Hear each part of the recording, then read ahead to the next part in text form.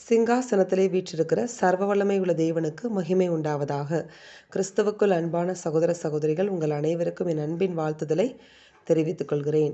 இந்த நாளுக்கான கர்த்தருடைய வார்த்தை கலாத்தியர் 4ஆம் அதிகாரம் 7வது வசனம். ஆகையால் இனி நீ அடிமையாயிராமல் புத்திரனாய் இருக்கிறாய். நீ புத்திரனேயானால் கிறிஸ்து மூலமாய் தேவனுடைய சுதந்திரனுமாயும் இருக்கிறாய். ஆமேன்.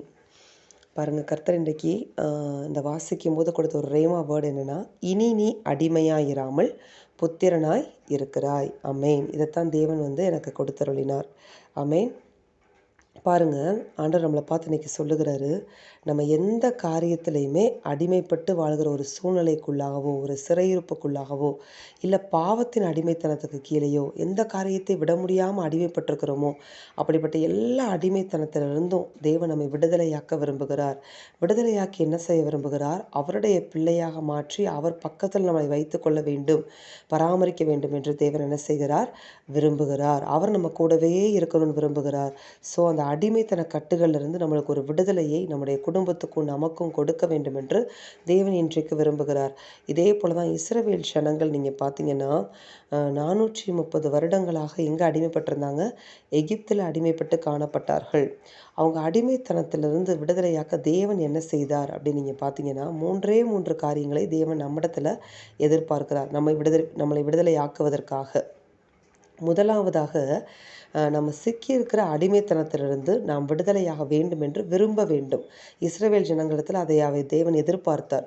மோசே போய் சொன்ன உடனே அவங்களும் இந்த அடிமைத்தனத்திலிருந்து விடுதலையாகணும் அப்படிங்கிறத அவங்க விரும்பணும்னு சொல்லி தேவன் எதிர்பார்த்தார். அவங்க அதே போல் என்ன செய்தாங்கன்னா விரும்பினாங்க. அடுத்ததாக என்ன எதிர்பார்த்தார் அப்படின்னு நீங்கள் பார்த்தீங்கன்னா, உங்களை விடுதலையாக்குவேன்னு சொல்லுகிற கர்த்தரை அவர்கள் நம்ப வேண்டும் என்று தேவன் எதிர்பார்த்தார்.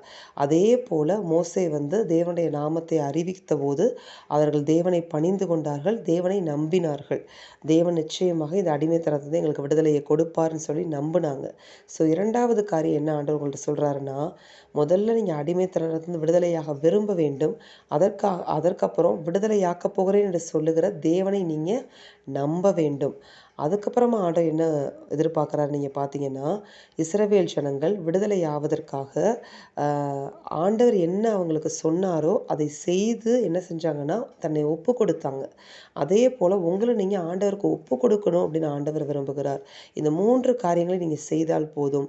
எப்படி இஸ்ரவேல் ஜனங்களை எகிப்தின் 430 வருஷ அடிமைத்தனத்திலிருந்து விடுவித்து கானான் தேசத்துக்குள்ளே நடத்தி கொண்டு போனாரோ, அதே போல் உங்களையும் தேவன் என்ன செய்வார்? நீங்கள் கட்டப்பட்டிருக்கிற எல்லா அடிமைத்தன கட்டிலிருந்தும் தேவன் பரிபூர்ண விடுதலையை கொடுத்து உங்களுக்கான அழைப்புக்குள்ளாக தேவன் நடத்தி செல்வேன் என்று ஆண்டவர் வாக்கு பண்ணுகிறார்.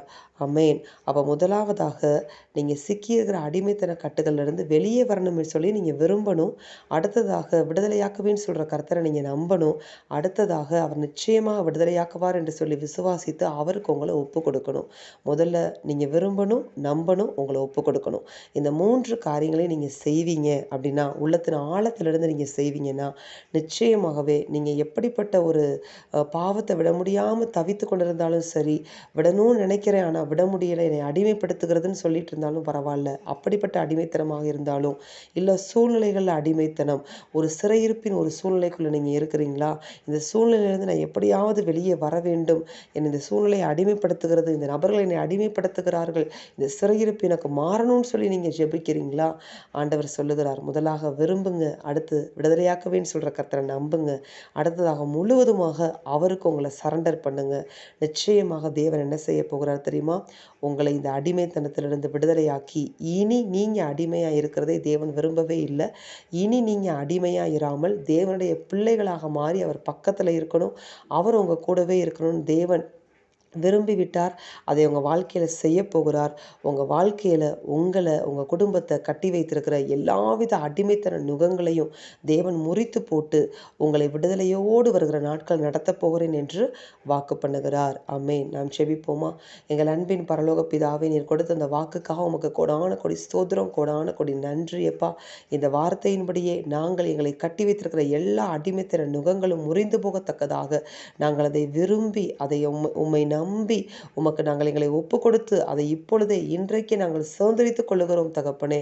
எங்களுக்கு எல்லாவித அடிமைத்தன கட்டுகளிலிருந்து நீர் விடுதலை இந்த நாளில் கட்டளையிடுவீராக தகப்பனே.